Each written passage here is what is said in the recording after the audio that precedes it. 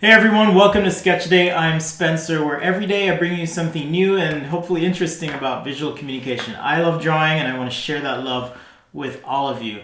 Now, one of my favorite things is interacting with you, the audience, so if you have any specific requests or comments or critique, whatever, I know you guys don't hold back, feel free to leave a comment below or email me at sketchthis@sketchaday.com. And I've gotten quite a few suggestions actually, and one of those is how to draw a house in perspective. And so what I'd like to do is take you through the process of designing a simple layout for a home. If you followed me online for a while, you might know that I actually designed my own home and built it. So I'd just like to take you through the process of how you go about laying that out in a 2-point or perhaps even 3-point perspective. We'll play with it as we go along. Now remember, the most important thing is to have fun, and that's what we're going to do today. So if you've got just a simple pencil, pen, marker, whatever, we're just going to get our hands dirty and jump right into it. So the first thing I'm going to do is think of the home in very simple terms. So if you're designing something, you kind of want to think about the functional elements of that thing. So I may start with, for example, a garage. And from that garage, I've got a little breezeway that perhaps is going to have my mudroom / laundry kind of worked in there, shelving, whatever, but I'm not focused on the inside so much as I am the outside. Then perhaps that leads into the main portion of the home. And I'm going to intersect this main structure. Okay, this is going to have, for example, maybe my front door, living, hallway, kitchen in the back, maybe a deck out this way, and perhaps that goes to, your standard hallway that leads to a master, and perhaps 2 bedrooms in the front. So something rough like this is kind of what I'm working with. Now, if I'm satisfied with that simple layout, all I need to do is start to think in perspective. And it sounds weird, but a lot of times when I draw, I like to imagine that I'm actually picking this up and twisting it in perspective and doing that whole thing. Now, if you haven't yet, be sure to check out my videos on how to sketch in 1-point, 2-point, and 3-point perspective. I'll put the links below in the video description so that you can keep up and follow along here. Now, when you're drawing something complex, I like to work light. There are a couple ways to do that. One is by using a pencil, the other is by using something like a gray marker. And so I'm going to jump over to my Copic markers here. I'm using a C3, which stands for Cool 3 marker. And so now I need to think about, okay, where is my eye level going to be? If I want this to be somewhat natural, then I need to draw this in a natural way. If I'm standing outside of the home, chances are my eye level is going to be about where the windows are. So I can draw a line in here, nice line, and that's going to be my eye level. So now everything else, okay, I'm drawing a vertical line here on this eye level line. Everything else is going to come off of that eye level line. So looking at my home, I've got a nice clean line pretty much across the entire front of this small sketch that I did. Hopefully you guys caught that on video before. I just realized that might have been out of frame. My apologies, but here's my simple sketch that I'm working with. So now I can come in, and a lot of perspective is really just about estimating our distances. Just remember that things that are closer to you are going to appear larger. So if this is the garage side of the home, I'm taking this proportional distance as it relates to the proportional distance in front, so X here as it relates to Y. And I can even do something like take a pencil and go, oh, that's about 1 plus a little bit longer than the actual front of the garage. So now I can cut this here and start to divide the side of my home. And I'm keeping this very rough, very loose, because one of the most intimidating things about sketching, I think, is being faced with a blank sheet of paper. Sometimes it's really hard to see that sheet of paper. It's almost like it's saying, you know, fill me in, do something with me. And that can be really intimidating. Okay, so continuing to just rough in the garage here, you can see that all these lines should converge on the horizon line. I made a little mistake here, but that's one of the advantages of working light, is we can kind of fix and tweak as we go. I can even do something as crazy as modifying where my eye level is. So again, just remember, it's about having fun. And you know, you want to keep the principle of perspective in perspective, pun intended. So what I'm realizing here is, as I'm translating my quick sketch drawing, I need to actually shrink this just a little bit, my little breezeway, because if I do something called drawing through here, you can see that if I were to draw this breezeway in the full length that it perhaps should be, I really wouldn't have enough space to draw the rest of my house. So I'm going to make an on-the-fly adjustment here and say that, you know, my mud space isn't as deep as it is here on the rest of the house, and maybe I'll make the house a little more compact and go with something like a 2-story design. So I'm just going to make some tweaks on the fly here just to help this make a little bit more sense. But again, that's okay. We can tweak that as we go. So now that I've got this 2-story design, you can see I'm trying to make sure that these lines all appear to converge, okay, at the same point. Got my roof gable in here, and I want this to extend out just a little bit, okay, because I need to have some fascia on the house. And perhaps I will place a dormer here on the top. A nice little dormer window. If this is 2 stories, then again, this is kind of where my window level might be. So I can rough in something like front door, or even extend this out. And one of the other questions I get is, you know, how do you design? What's your process? You know, truth be told, my process isn't very rigid, so I like to kind of change things as I'm going. So even though my top-down view has a certain look, I'll still go in and kind of change things as I go. And that's totally fine, right? It's entirely up to you to take your sketch the direction that you want it to be. So you can see I'm roughing in the door right there. And since this is at eye level, it's going to be pretty flat perspective right in this area. And that's okay. Sketching another window here, window there.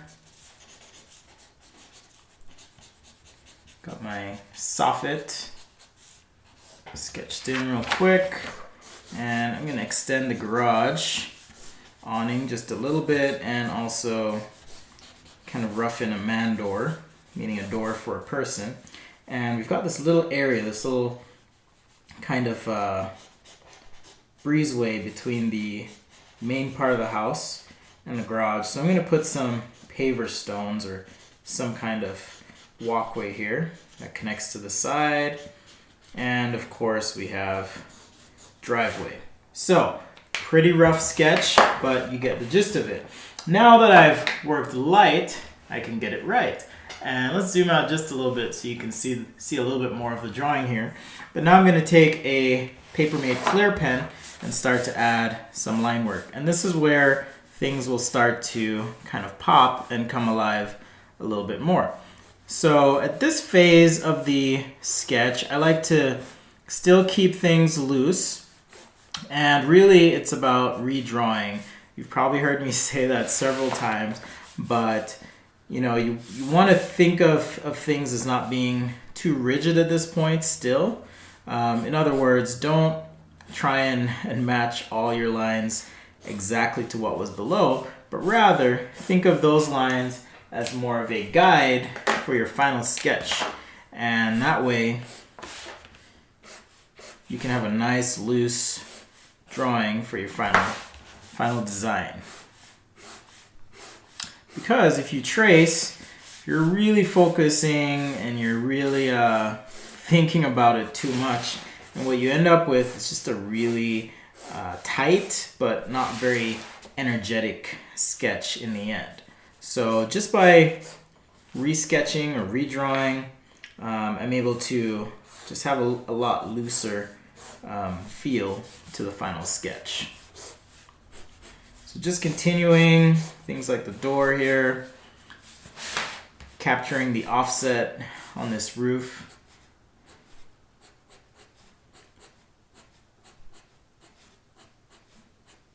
And the soffit. I'm going to keep this a black and white sketch as well.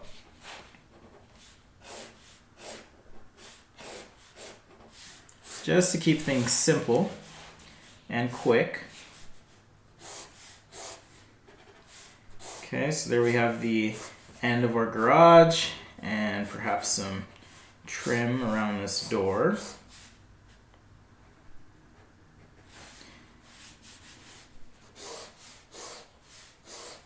And I'm going to go with a kind of craftsman style on this particular house. So the reason for that, well, one, I'm lazy. But two, it just kind of keeps things a little clean and fresh. And I've kind of been in a craftsman mindset lately. So things like shiplap siding, for example, as a design feature. And I'm just doing that really, loosely here. And we'd have some exposed foundation. So just on the perimeter of the siding, I'm actually changing the angle as I add those dark lines, and that's going to create the effect of the siding being slightly angled, which is what happens when you overlap the siding from one piece to the next. So, even though you're being loose, just kind of pay attention to the real effects as they would happen, and that's going to lend itself to just a lot cleaner sketch in the end. Alright, I may figure something out there later, but for now I'm going to leave that as is. So next is Breezeway. I'm just going to kind of hint at that, come over to the front of the house. I also want to make sure I capture this cool railing detail that I was kind of sketching in here. At least I hope it's cool, but again, just keeping things loose, kind of sketch that in as we get up to the main house here. Rotate a little bit.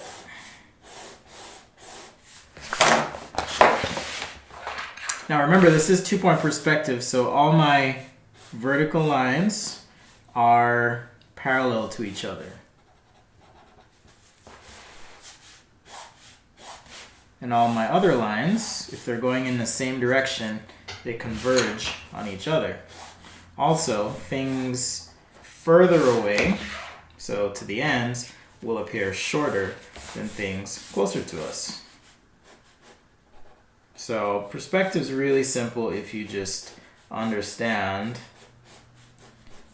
the principle and can apply that principle to your drawing. So if you're having trouble following what I'm doing, right, there's 2 vanishing points. They're kind of off the paper here, but there are 2 vanishing points that are causing this drawing to look the way it does.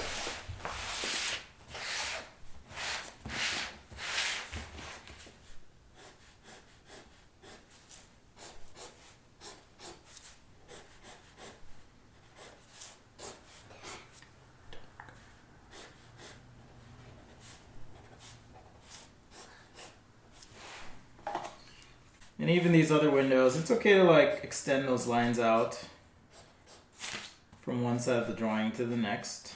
We can do some tricks with line weight, for example, to bring out the detail where necessary.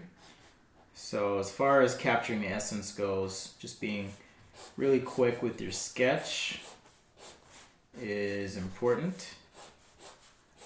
And also just being sure to keep it loose and keep it lively. Okay, so I can tell I made a mistake here because this is below eye level. So these lines actually need to be kind of up in that angle right there. So simple fix, just a little extra line weight, Now it looks like those lines would converge. Okay, right here, those lines are kind of at eye level, so they're more horizontal. And as we get above eye level, you can see as I extend that line for these upstairs windows, let's put a little transom above those windows. Maybe that's kind of cool.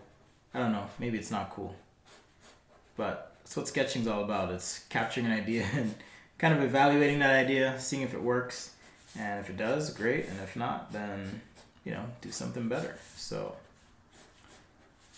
and I'm gonna have the casing on this window just a little more modern, but, you know, encompass both windows right there.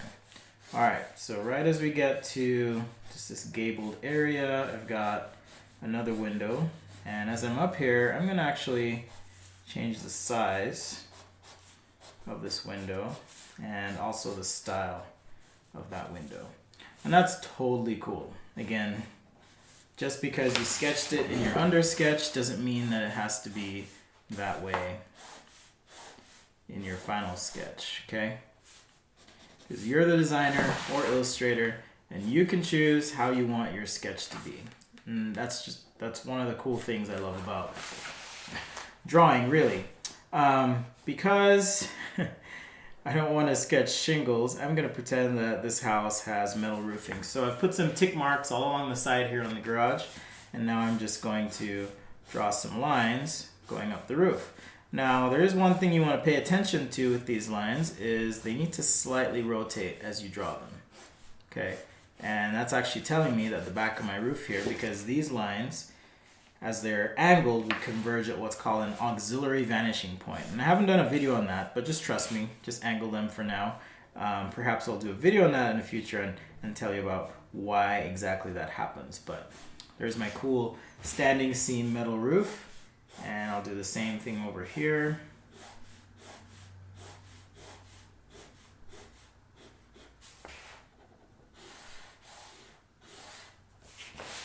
Okay, cool. And let's get a step front. Like so. And there's a little step up right there. So this one needs to be a little bit taller, but that's okay. All right, so we kind of have this meandering walkway in the front and also our pavers that go back to the mud space.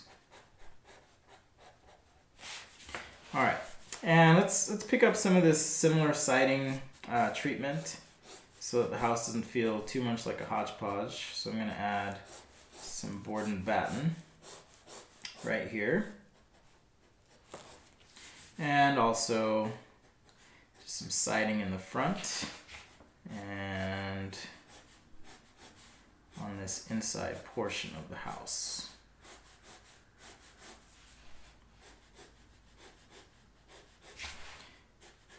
And so right where those lines hit the corners, I'm going to use that to extend the siding and measure it over to the opposite side of the house. And using that little trick again, by just angling those lines where they intersect with trim boards. Okay, that's just going to help this feel more like it's actual siding and not just some lines. Okay.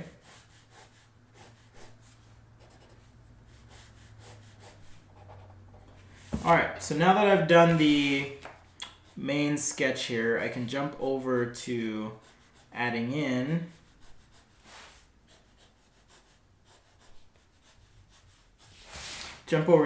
some line weight, and the line weight's going to just help this whole thing pop a little bit more. And to do that, I'm going to just pick up a Sharpie. Sharpies are awesome, they're really cheap. I'm using just the, it's the fine point they call it, but I consider this to be more of a medium point marker. And for my purposes, I'm just going to add some line weight mainly to the outside, and I may use a line weight here in this region, for example, just to show some separation and give some depth. But you can see that just by adding a line weight, I'm already starting to create a sense of depth in this sketch. Okay, and that's kind of the whole goal. It's really tempting to, or easy to think rather, that, you know, hey, it's not a good sketch unless there's color, but you can get some pretty good sketches just by by having judicious use of line weight. You know, if you're careful and thoughtful about where you put your line weight, you can really kind of pop and add some depth to a sketch fairly easily. So for example, where this roof overhangs a little bit on the main structure, I've added some line weight there, and that's going to help things pop and read a lot better. And on the outside perimeter of the entire home as well, just popping that line weight will help separate the design and add some fidelity to things, okay? Even things like these railings. Just adding a line weight there, for example. Now this feels like it has some depth here on this overhang. You know, if this were casting a shadow, I could add some marker perhaps and shade that in, but I'll leave it blank for now.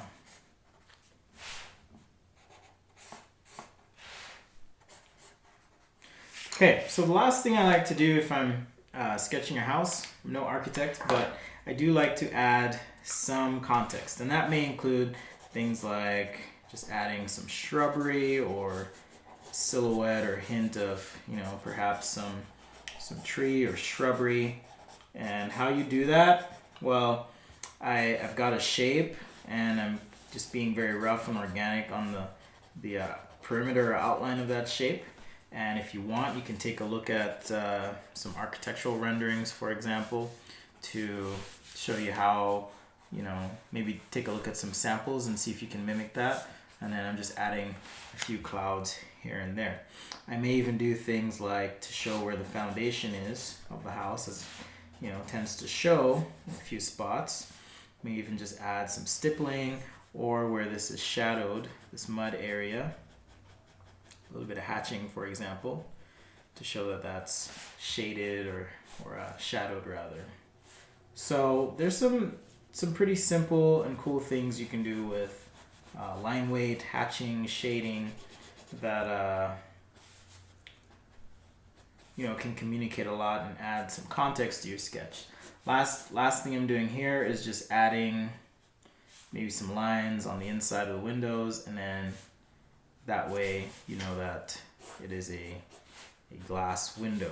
Same thing here, just like a couple lines like that, and that means glass. So sometimes in drawing, especially quick sketches, you want to kind of think of some symbol to represent a material. And for me, I think it's commonly accepted anyways that, you know, some lines on a non-filled in area on a line sketch that are drawn in at a diagonal indicate that this is a window or some kind of glass-like material. Okay, so let's just finish up the soffit here and we'll call it good. But this is how I would go about sketching a very simple house design. So we went from the orthographic or top-down view to a two-point perspective view that shows the front of the house, the garage here, and a little bit of this, you know, cool cement walkway, for example.